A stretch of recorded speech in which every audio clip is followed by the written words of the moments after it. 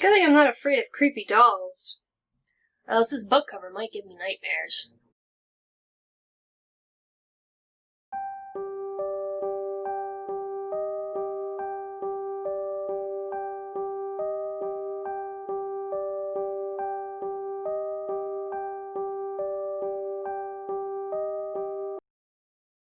Nope, not scared at all.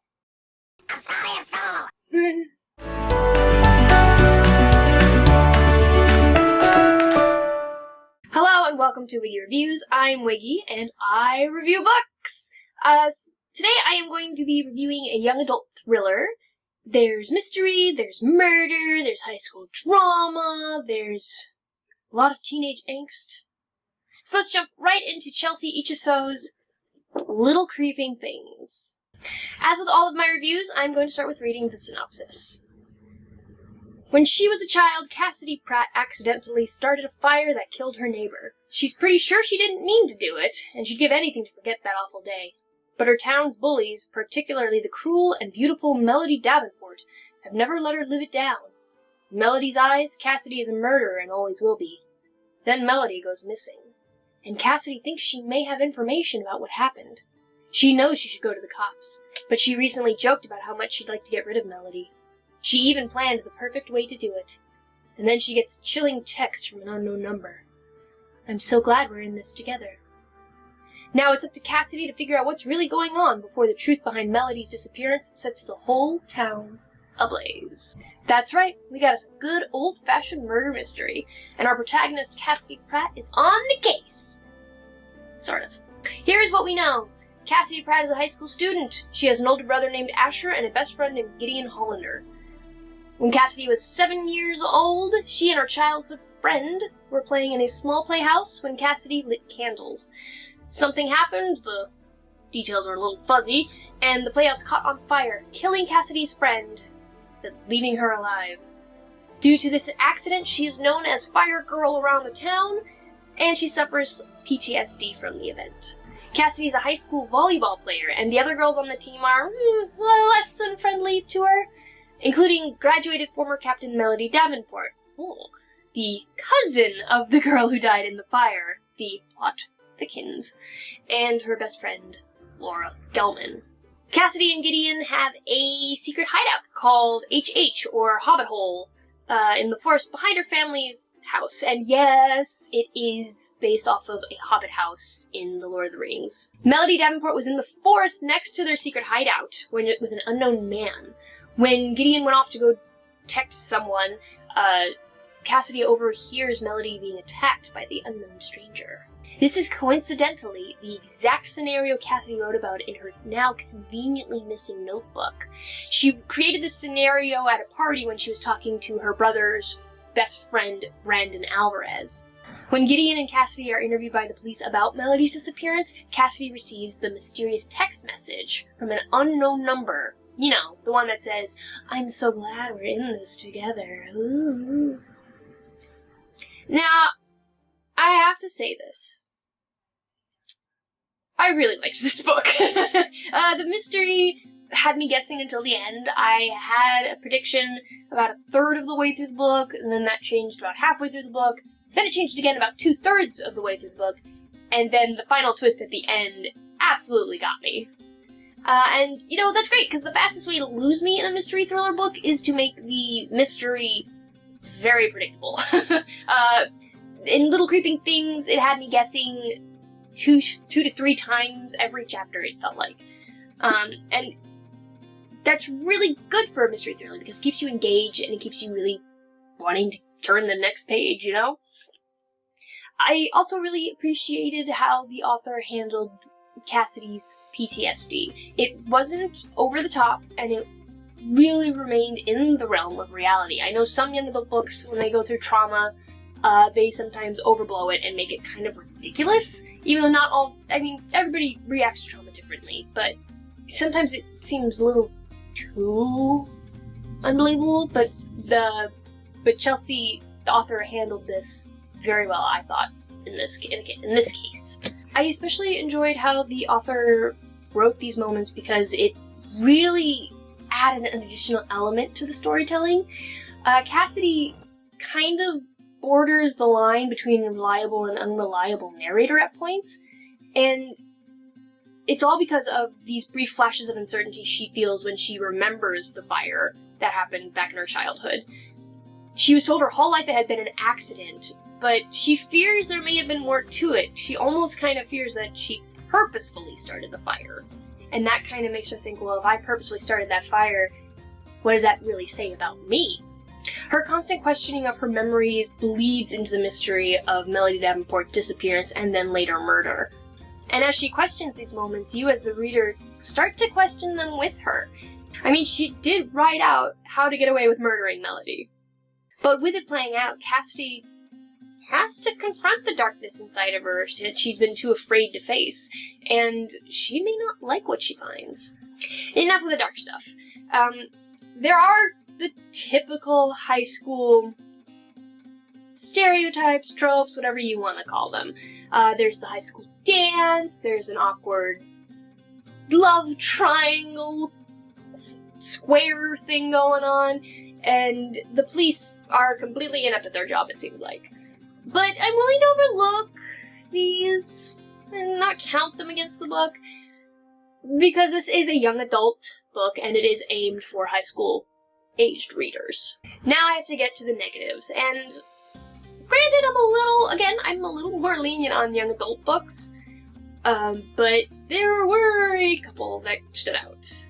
I understand Cassidy was supposed to be kind of an outsider in her school, but I never really got that feeling, not fully. She seemed to get along with everyone fine, and no one really blew her off whenever she wanted to talk to anyone. She was part of the volleyball team, and it didn't seem like the other girls really treated her too poorly.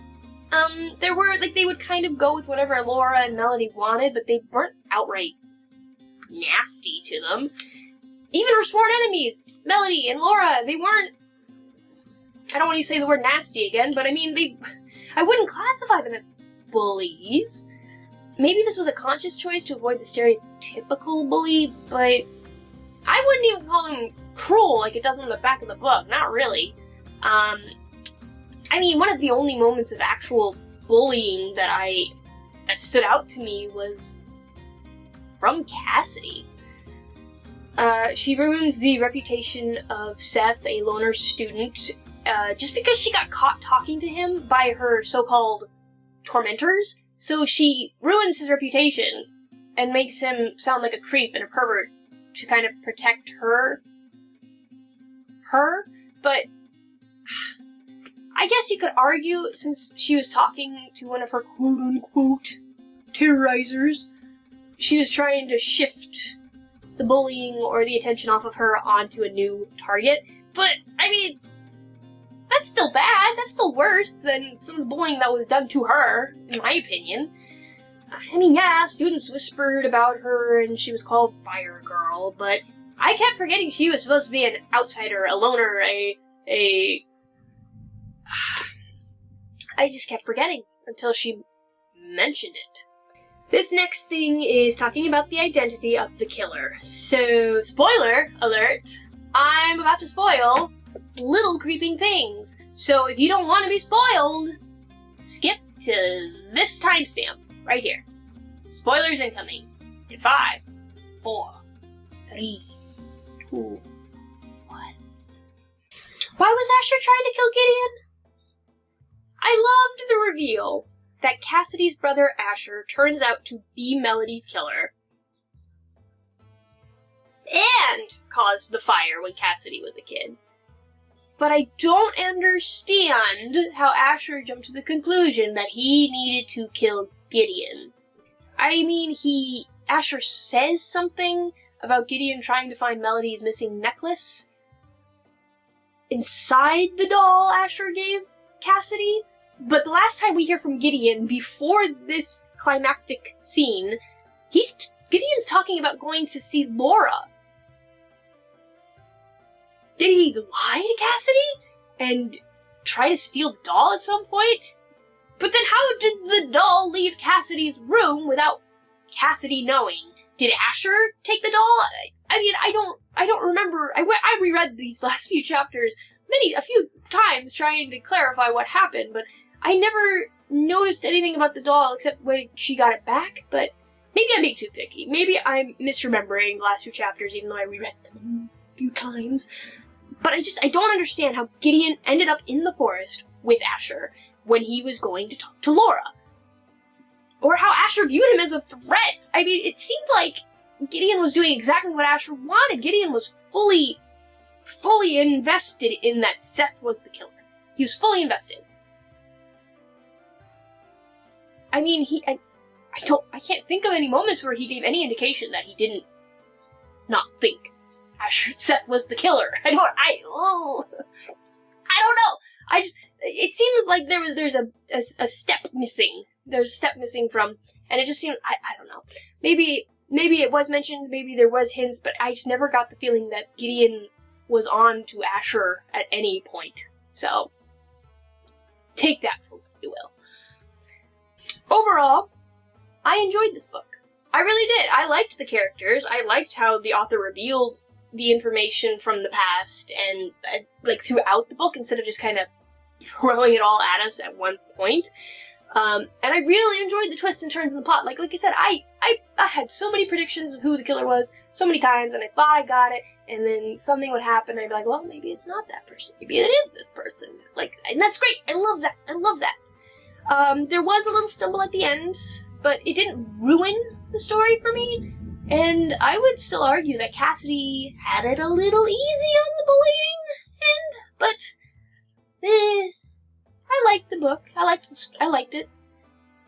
It makes me actually very excited to see what Chelsea Ichaso does next. Like, this is a very good debut book. Rating-wise, I would have to give Little Creeping Things a 4.5 out of 5.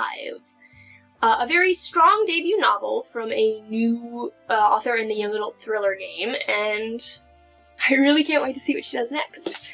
Thank you all so much for watching. If you like this review, please make sure to like, comment, subscribe, and hit that notification bell so you know when my next review comes out.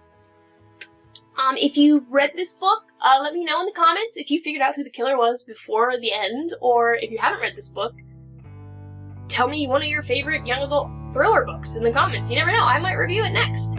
Thanks for watching, and I'll read you later. Bye!